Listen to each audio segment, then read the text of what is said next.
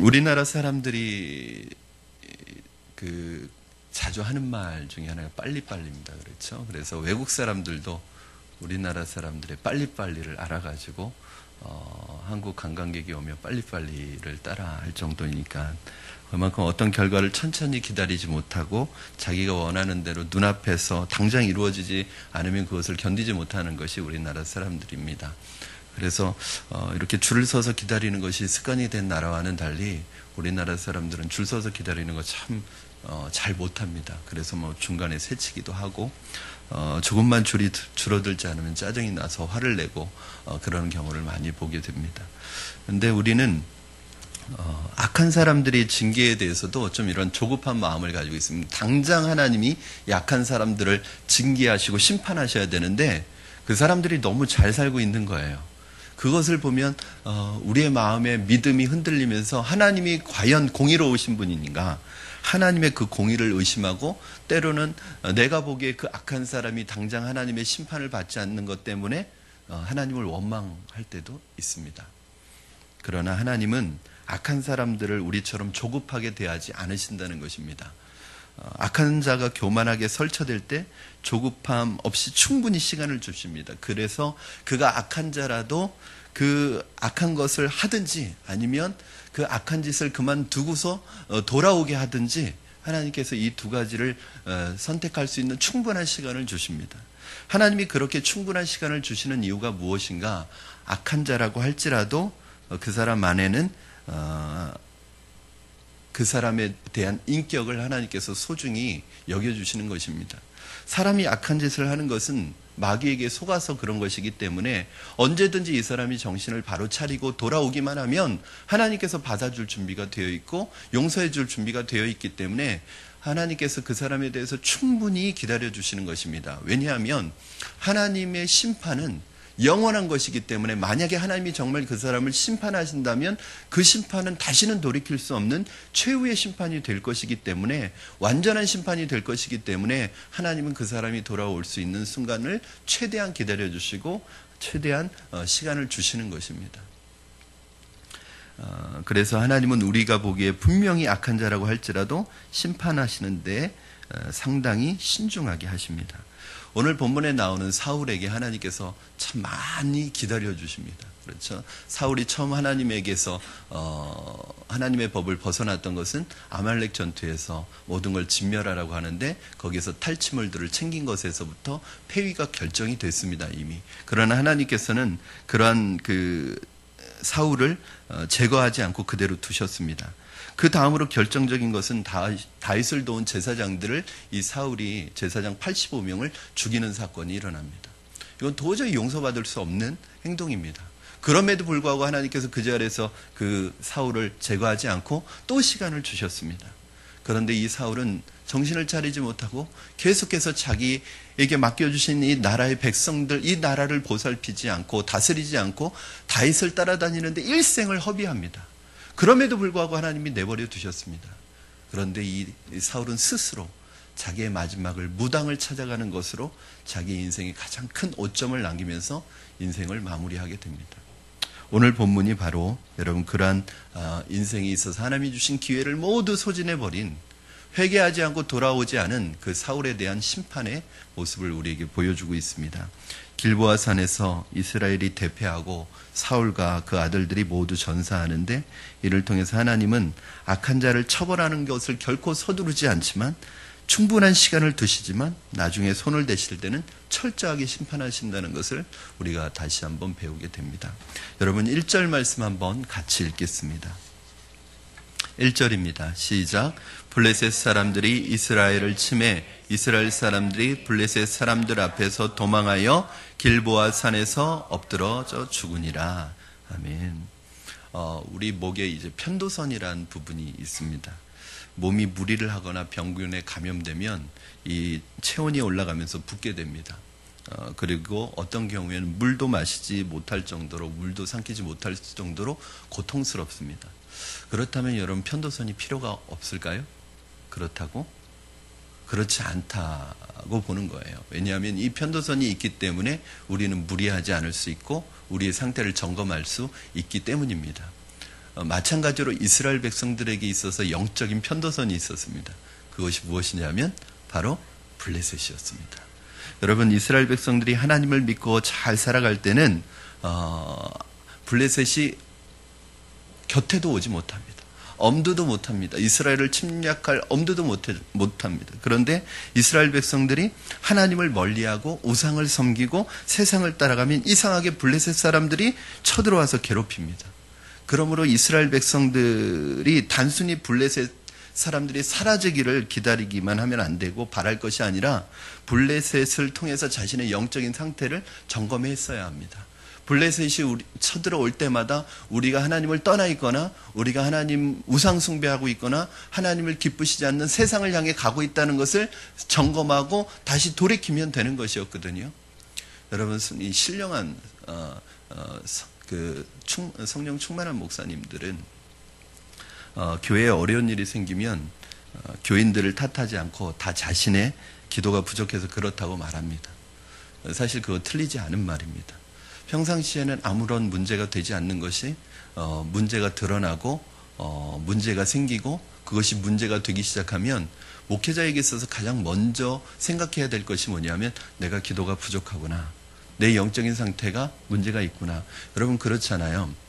저는 우리 성도님들의 삶에 일어나는 문제는 다 저의 문제라고 생각합니다. 이 아기에게, 뱃속에 있는 아기에게 있어서 엄마와 탯줄로 연결이 되어 있는데 엄마에게 문제가 생기면 아기에게 분명히 문제가 생기는 거죠. 마찬가지로 성도들에게 있는 문제는 사실은 목회자의 문제이기도 합니다. 은혜가 있고 기도가 충분하게 교회 안에 그 기도의 능력이 임할 때는 문제가 문제로 드러나지 않아요. 그런데 기도가 식고 기도의 은혜가 없고 그래서 기도가 없어서 은혜가 사라지면 문제가 안 되던 것이 다 문제로 드러나기 시작합니다. 그때 이제 제일 먼저 생각해야 되는 것이 목회자입니다. 내가 기도가 혹시 부족하지 않은가. 자신의 상태를 점검하고 자신이 기도하는 자리에 나가서 그 문제를 하나님 앞에 맡기게 됩니다. 또 하나는 우리 리더들이 기도해야 합니다. 그래서 교회는 기도가 식으면 안 됩니다.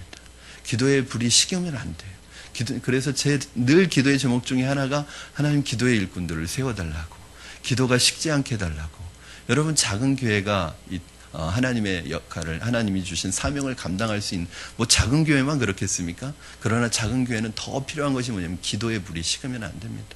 성전에서 늘 그 향이 24시간 성전에 있는 향은 꺼지면 안 되는 향이었는데 이 향이 뭐냐면 성도들의 기도입니다. 그래서 기도는 쉬면 안 되는 거죠. 그래서 누군가는 그 기도의 자리를 지켜야 합니다. 오늘도 수요일 기도의 자리에 나오시고 예배의 자리에 나오신 여러분을 주님의 이름으로 축복합니다. 여러분들이 있기 때문에 사실은 교회가 은혜로운 거예요. 기도의 자리에 나오시는 분들이 있기 때문에 교회가 은혜를 잃어버리지 않는 것입니다. 여러분 삶에 내 자녀에게 문제가 일어나고 자녀가 꼭 문제가 아니라 속을 썩이지 않던 자녀가 속을 썩인다 그러면 그냥 간단하게 생각하시면 됩니다. 내가 기도가 부족해서라고 생각하시면 됩니다. 남의 탓할 필요 없습니다. 목회자가 교회에 어떤 문제가 생기면 꼭 다른 사람 탓을 하는 것은 그건 목회자가 잘못한 겁니다. 왜냐하면 하나님께서 기도하라고 주신 기도의 제목입니다.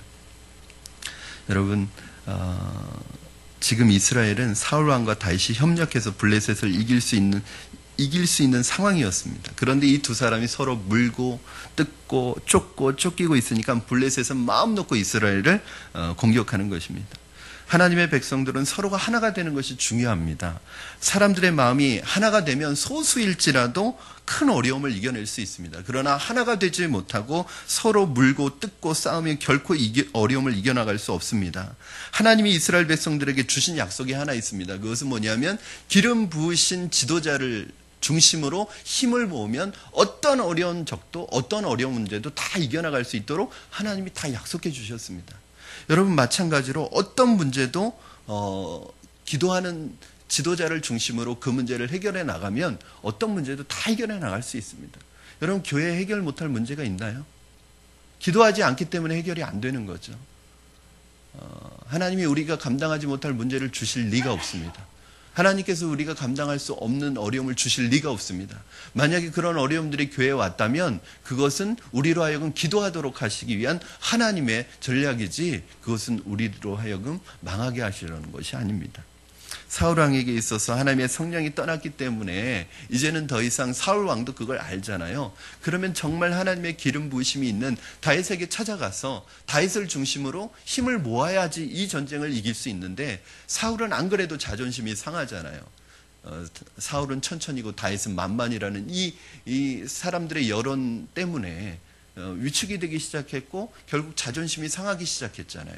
그런데 그 자존심 상해 있는 이 사울이 다윗을 찾아가서 이 나라를 맡아달라, 너는 하나님의 기름 부으신 종이 아니냐, 너를 중심으로 우리가 싸우겠다, 이런 말 절대 할 수 없죠. 더 할 수 없기 때문에 미워서 더 쫓아낸 거예요, 이스라엘에서. 결국 여러분, 사울은 어떤 의미에서는 억지를 부리면서 왕위를 지켜왔는데 그 억지가 블레셋에게는 통하지 않았습니다. 결국 이스라엘 백성들은 거의 전멸하다시피 큰 패배를 당하게 됩니다.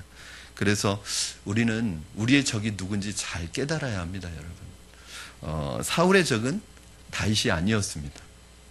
사울의 적은 다윗이 아니었습니다. 자기의 적이 아닌 다윗을 적으로 규정하고 평생 쫓아다녔기 때문에 사울은 헛수고한 거예요. 인생을 헛살게 된 것입니다. 여러분 잘 기억하십시오. 내 적이 아닌 사람을 적으로 규정하고 그 사람을 향하여 분을 발하기 시작하면 우리 인생이 헛수고로 끝나게 됩니다. 여러분 잘 아시는 것처럼 우리의 적은 사람이 아니었습니다. 사울의 적은 다윗이 아니었습니다. 다윗은 자기의 동역자였습니다. 여러분, 우리의 적은 사람이 아닙니다. 눈에 보이는 사람이 우리의 적이 아니라 눈에 보이지 않는 어둠의 세력, 마귀가 우리의 적이죠. 에베소서 6장 12절 말씀에 뭐라고 기록되어 있습니까? 우리의 씨름은 혈과 육에 대한 것이 아니요 정사와 권세와 이 어둠의 세상 주관자들과 하늘에 있는 악의 영들에 대함이라. 즉 우리의 싸움은 눈에 보이는 혈과 육, 사람에 대한 싸움이 아니라 바로 눈에 보이지 않는 악한 영들과의 싸움이 우리의 진짜 싸움이고, 우리의 적은 눈에 보이는 사람이 아닙니다. 눈에 보이는 남편이나 아내나 아니면 친척이나 가족이나 그 누구가 내 적이 아니라, 내 싸움의 대상이 아니라 그 뒤에서 그 사람의 마음을 그렇게 요동시키고 있는 이 악한 보이지 않는 이 영이, 이 마귀가 우리의 싸움의 대상입니다. 이걸 빨리 알아야지 영적으로 대처할 수 있습니다. 여러분, 영적 싸움에 있어서 무기는 뭐예요? 에베소서 6장 쭉 보면 딱 무기가 두 가지 나옵니다. 하나는 말씀의 검, 성령의 검 말씀과, 그러면서 그 밑에 뭐라고 그래요? 너희가 무시로 쉬지 말고 기도하라고 말씀하죠. 말씀과 기도 외에는 영적인 싸움의 무기가 없는 거예요. 예수님께서도 뭐라고 그래요? 이런 유는, 기도 외에는 이런 유가 나갈 수 없느니라. 여러분, 이 영적인 싸움의 실체를 바로 깨닫지 못하면 일생 헛수고할 수 있다는 것을 기억하시기 바랍니다. 이게 마귀의 역할이에요, 여러분. 서로 적이 아닌데 이간질시켜서 적이 되게 만들어서 진짜 적인 마귀를 보지 못하게 하고, 지들끼리 싸우다가 나중에 지치면 마귀가 가서 주워먹는 전략이 바로 마귀의 전략이에요. 그러니까 여러분, 누가 미워지고 누가 원수처럼 여겨질 때 여러분 그거 주의해야 합니다. 그 사람하고 여러분의 영적인 힘을 다 소진하고 나면 마귀가 와서 그냥 여러분 주워 먹습니다. 마귀는 전혀 힘 안 들이고 여러분에게서 이길 수 있게 돼요. 이 마귀의 전략은 적이 아닌데 적으로 만들어서 이간질시켜서 적을 만들어서 진짜적인 마귀를 보지 못하게 하는 거예요. 여러분, 그렇게 사람이 미워지고 사람이 내 원수처럼 여겨져서 싸우다 보면 마귀에 대한 생각 전혀 못합니다. 마귀가 내 적이라는 생각 못합니다. 그러나 한 발 좀 떨어져서 기도하면서 생각해 보세요. 그 사람이 정말 내 적인가? 오히려 그 사람 뒤에 보이지 않는 약한 영이 내 적입니다. 그러면 이걸 빨리 알아야 기도할 수 있는 거예요. 그래서 특히 이스라엘 백성들이 위기를 이기기 위해서는 하나님 앞에 무릎을 꿇고 기도하는 경건의 능력이 필요했습니다. 그런데 그동안 사울이 무릎을 꿇고 기도할 시간이 있었습니까? 다윗 쫓아다니느라. 오히려 자기를 위하여 기도해 줄 제사장들까지 다 죽여버렸습니다. 그러니 블레셋과의 싸움에서 도저히 승리할 수가 없었습니다. 여러분, 영적 싸움에서 이기는 두 가지 방법. 첫째는 내가 무릎을 꿇어야 합니다. 내가 기도해야 됩니다. 적이 아닌 그 사람 때문에 내 신경과 내 온 에너지를 다 소비해서 기도할 힘까지 잃어버리시면 안 됩니다. 뭘 그렇게 바쁘게 돌아다니세요? 기도할 시간도 없을 정도로. 마귀가 우리를 바쁘게 만들어서 헛된 것을 따라가게 만들어서 우리 일생이 하나님 앞에 무릎 꿇을 시간도 없을 정도로 우리 인생을 허비하게 만드는 그것에 속으시면 안 됩니다. 기도에 무릎을 꿇지 않는데 어떻게 영적인 싸움에서 이길 수 있겠습니까? 두 번째는 영적인 동역자, 기도의 동역자가 필요합니다. 사울은요, 자기를 위해서 기도해 줄 수 있는, 중보해 줄 수 있는 제사장들을 다 죽여버렸어요. 사울에게는 그래서 제사장이 한 명도 남아있지 않았습니다.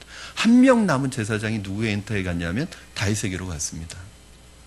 여러분, 여러분을 위해서 기도해 주는 영적 지도자들과 좋은 관계를 유지하십시오. 만약에 그렇지 않으면 유익이 없는 거죠. 여러분을 위해서 기도해 줄 수 있는 기도의 동역자들을 많이 만드십시오. 때로는 내가 기도할 수 없는 순간에 그들의 기도가 나에게 가장 큰 힘이 됩니다. 결국 사울은 하나님의 최종적인 심판의 판결을 받고 전쟁터에서 목숨을 잃게 됩니다. 다윗의 말이 이루어진 것이죠. 다윗이 뭐라고 그랬죠? 다윗이 사울을 죽일 기회가 두 번이나 있었지만 죽이지 않으면서, 두 번째는 심지어는 다윗의 군대 장관이 보좌관이 뭐라고 하냐면, 당신께서 죽이시지 못하시겠으면 제가 대신 죽여드리겠습니다. 당신이 죽인 것 아니니까, 내가 대신 죽인 거니까 나에게 하나님이 모든 책임을 나에게 돌리십시오. 그랬는데도 다윗이 뭐라고 그랬냐면, 아니다. 하나님의 기름 부으신 종을 죽이지 말아라. 네가 죽이는 건 꼭 내가 죽이는 거죠. 그리고 하나님의 기름 부으신 종은 만약에 잘못한다면 하나님이 직접 죽이실 거다. 하나님이 직접 심판하실 거다. 하나님이 직접 손대실 것이다. 하나님이 전쟁에 나가서 죽게 하시든지 그렇게 진짜로 얘기했거든요, 다윗이. 근데 그 내용이 그대로 이루어진 거예요.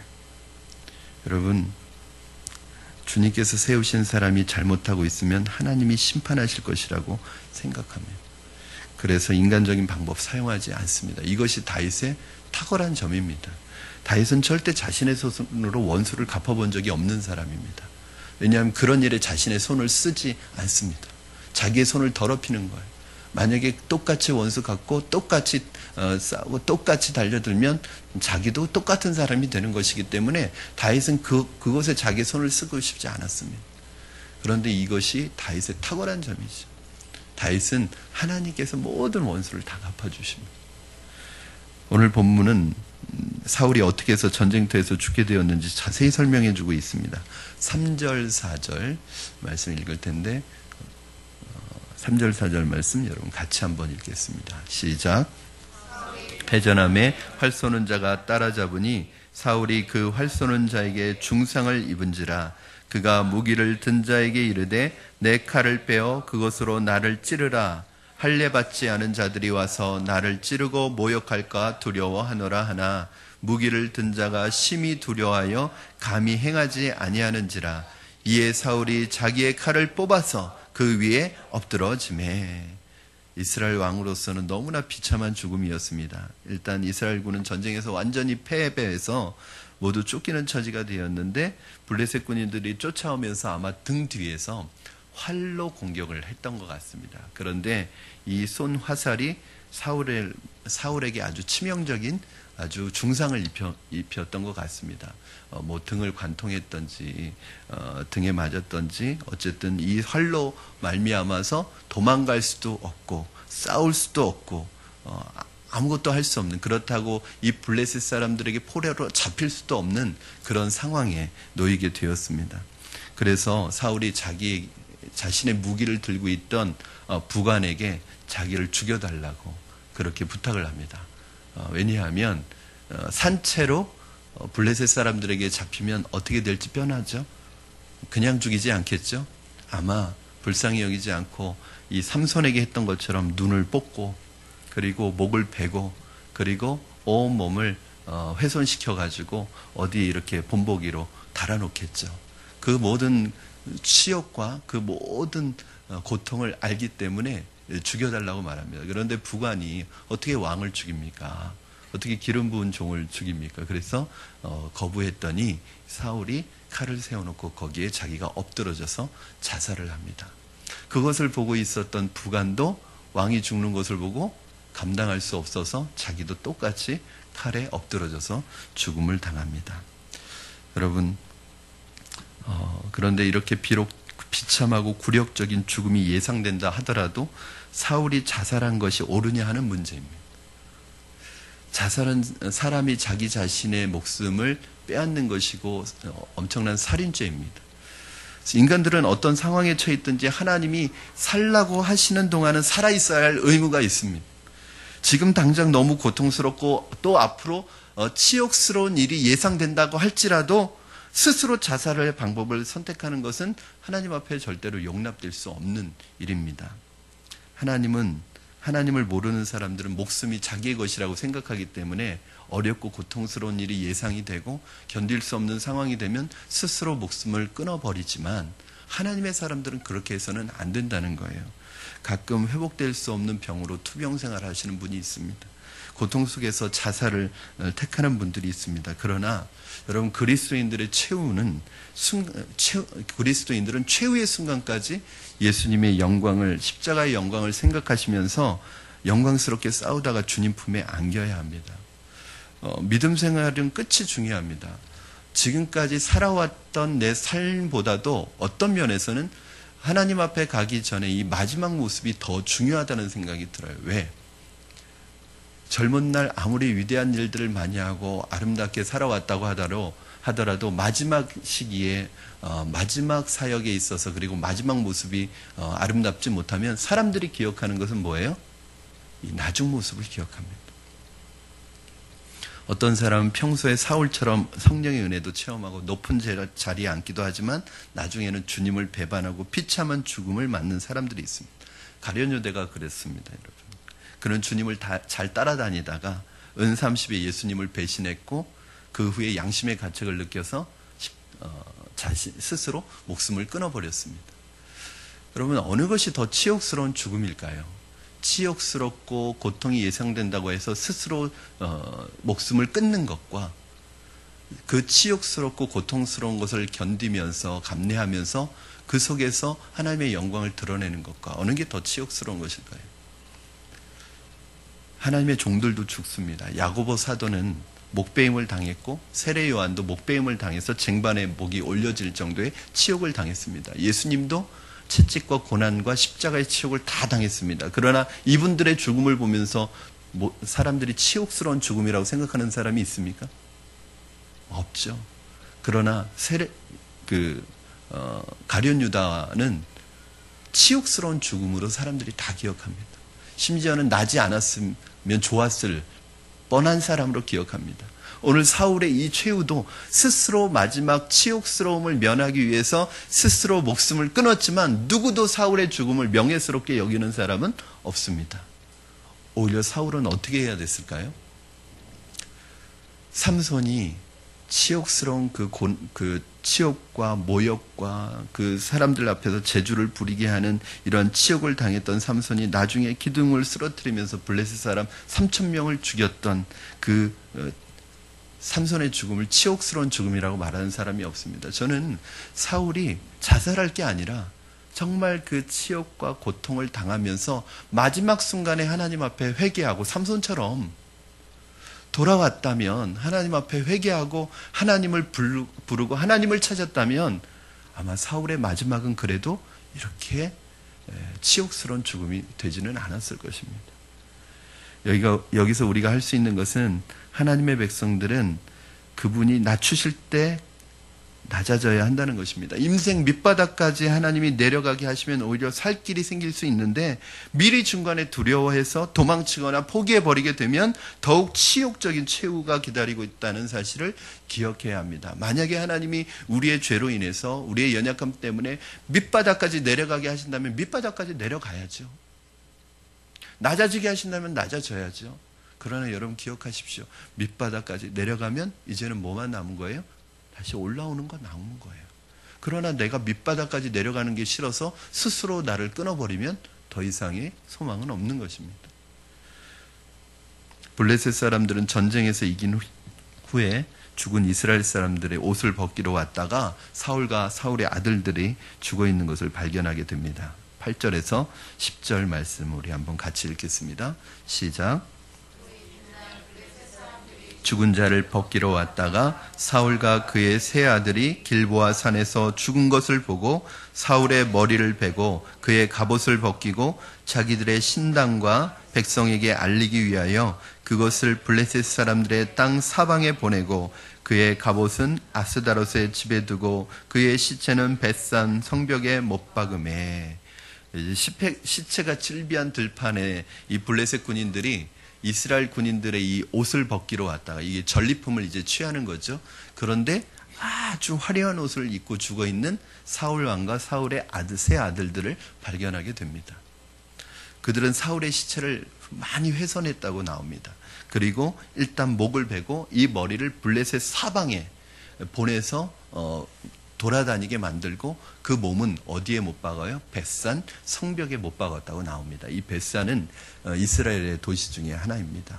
이 벳산 성벽에 못을 박아서 그 벳산 성벽에 못을 박음으로 인해서 사람들에게 선언하는 거죠. 너희 왕과 왕자들이 이렇게 비참하게 죽었다라는 것을 보여주는 것입니다. 이때 예전에 사울에게 은혜를 입었던 길르앗 야베스 사람들이 와서 사울과 그 왕자들의 시신을 수습해가지고 불을 태워서 그 길르앗 에셀나무 아래에 묻습니다. 사울도 한때는 좋은 때가 있었습니다. 하나님의 은혜를 경험한 때가 있었습니다. 그리고 그것을 가지고 이 길르앗 야베스 사람들을 구해주었던 때가 있었습니다. 아마도 사울의 인생 중에서 가장 아름답게 기억될 수 있는 그러한 선한 일이었던 것 같습니다. 만약에 사울의 인생 중에 이러한 일도 없었다면 아무도 그 블레셋 사람들을 두려워해서 사울의 시신을 수습하지 않았을 텐데, 그래도 사울이 한때 선한 일을 했던 이 일 때문에 그 은혜를 입은 사람들이 이 마지막에서 이 시신을 수습해가지고 사울의 마지막을 그래도 지켜주는 그런 사건이 오늘 기록되어 있습니다. 만일 사울이 하나님의 말씀에 순종해서 살다가 블레셋 사람들에게 잡혀서 이러한 최후를 맞이했다면 저는 어떤 면에서 보면 이 사울이 그리스도의 모형이 되었을 수도 있을 것 같아요. 못 박히는, 하나님의 백성들을 위해서 살다가 못 박히는 아주 좋은 선한 모형이 될 수도 있었을 것 같아요. 그러나 제사장들 85명이나 죽이고 무당을 찾아갔던 사람이 성벽에 못 박혀 있는 것은 아무 의미가 없는 것입니다, 여러분. 하나님의 백성들은 살았을 때보다 죽었을 때의 모습을 통해서 하나님을 더 잘 보여줄 수 있습니다. 그래서 우리 모두가 잘 죽을 생각을 해야 합니다. 그래서 우리가 마지막이 아름다운 사람이 돼야 됩니다. 마지막이 깨끗한 사람이 돼야 합니다. 실컷 잘 믿다가 마지막에 신앙적이지 못하면 한평생 수고한 것이 물거품이 될 수 있습니다, 여러분. 이렇게 해서 잃어버린 나귀를 찾아 나섰다가 왕이 되었던 사울 왕. 사울의 일생은 이제 막을 내리고 그 왕위에 오를 때 그 울렸던 함성들, 그 모든 것들은 다 사라지고 쓸쓸히 이렇게 마지막을 왕위에서 내려오게 되었습니다. 여러분, 사울 이야기가 우리에게 주는 큰 교훈이 두 가지 있습니다. 첫째는 시작보다 끝맺음이 중요하다는 것입니다. 처음 된 자가 나중 된다는 예수님의 말씀 여러분 기억하시죠? 오늘날 사회 지탄을 받는 목회자들이나 사회 지탄을 받는 유명 인사들이 처음부터 그렇게 순수하지 못한 동기로 살지는 않았을 것이라고 생각합니다. 오늘날 사회적으로 지탄을 받는 그 큰 교회 목사님들이나 어떤 유명한 목회자들이 사실은 그분들이 처음 신학교를 가고 처음 목회를 시작할 때 그때부터 그렇게 순수하지 못한 마음을 가지고 하시는 분들은 없었을 것이라고 생각합니다. 결국은 뭐의 문제냐면 초심을 지킬 수 있느냐 지킬 수 없느냐의 문제입니다. 여러분, 이것은 목회자의 마음뿐 아닙니다. 교회에서 직분을 받은 분들이 그 직분 받을 때 그 두렵고 떨리는 마음을 언제까지 유지할 수 있느냐. 목사가 목사 안수 받을 때 하나님 앞에서 두렵고 떨리는 마음으로 받았던 그 안수 받았을 때 그 두렵고 떨림을 언제까지 유지할 수 있느냐. 제가 처음 강단에서 설교했을 때 두렵고 떨리는 마음으로 사색이 되어서 그 강단에서 무슨 설교를 했는지도 기억할, 1시간 설교한 거 기억 하나도 못하고 내려온 그런 그 첫 마음을 언제까지 유지할 수 있느냐. 지금도 20년이 넘는 목회 생활을 했지만 지금도 강단에 올라올 때 여전히 두렵고 떨리는 마음으로 하나님 앞에 서고 있느냐. 이 초심을 지키느냐의 마음이 결국 하나님 앞에 끝까지 순수함을 잃어버리지 않을 수 있는 중요한 원리이거든요. 사랑하는 여러분, 그래서 우리는 죽는 날을 위해 기도해야 합니다. 하나님이 인정하시는 삶을 살고 영광스럽게 천국에 입성할 수 있도록, 그리고 끝까지 초심을 잃지 않고 마지막이 아름다운 사람이 될 수 있도록, 끝이 아름다운 사람이 될 수 있도록 여러분 기도하시고 여러분 이 마음을 잃어버리시지 마셔야 합니다. 이것이 안 되면 평생 수고하고 마지막이 끝이 안 좋으면 여러분 그것은 얼마나 우리 인생을 비참하게 만드는지 모릅니다. 두 번째는 사무엘서, 특히 사무엘상은 하나님의 주권과 섭리를 강조하는 책이라고 볼 수 있습니다, 여러분. 한나가 그런 노래를 하죠. 사무엘을 갖고 나서 한나의 노래 보면 살리는 이도 여호와시오, 죽이는 이도 여호와십니다. 이게 사실은 사무엘상 전체를 이끌고 가는 중요한 주제입니다. 하나님의 주권과 섭리. 여러분, 오늘 이 말씀을 마무리하면서 우리가 다윗이 이런 하나님의 주권에 철저하게 자신을 내던진 사람이라는 것을 알 수 있습니다. 하나님께서는 그렇게 철저하게 하나님의 주권에 자신의 인생을 내던진 그 다윗을 하나님께서 복 주시는 것입니다. 오늘 이 사무엘상 말씀을 마무리하면서 이 사무엘상의 저자가 우리에게 이 말씀을 통해서 주시는 도전이 뭐예요? 너희들 지금 그래도 여전히 인간적인 방법으로 세상 살아갈래? 여러분, 저는 오늘 사무엘상을 마치면서 여러분에게 똑같은 질문을 하고 싶습니다. 여러분, 그래도 지금까지도 인간적인 방법으로 세상 살아가시겠습니까? 내 인간적인 방법으로 문제 해결하시겠습니까? 다윗이 자신에게 주어진 2차례의 기회 중 한 번이라도 사용해서 사울을 죽였다면 어떤 일이 일어났을까요? 그때 사울을 죽이면 자신이 왕이 될 것이라는 생각했을까요? 아니에요. 사울을 죽였으면 아마 여러 가지 문제가 일어났을 거예요. 첫째, 자신의 아내였던 미갈과의 관계가 어떻게 됐을까요? 아무리 남편을 사랑한다고 해도 자신의 아버지를 죽인 사람이 자기 남편이라면 그 미갈과 어떤 관계가 되었을까요? 두 번째, 자신을 목숨처럼 아껴주었던, 우정을 나누었던 요나단과는 어떤 관계가 되었을까요? 그 우정이 계속되었을까요? 아무리 사랑한다고 해도 내 아버지를 죽인 원수와 우정을 나눈다고요? 아마 그 우정도 깨졌을 것입니다.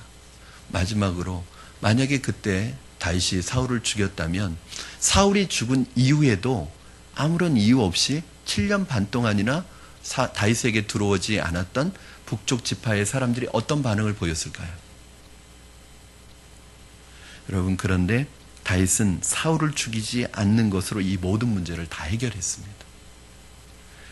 사무엘서의 저자는 독자들에게 길보아 산 사건을 통해서 다윗이 누리게 된 축복이 바로 여호와를 의지하는 자에게 임하는 하나님의 손길이라는 것을 가르쳐 주십니다.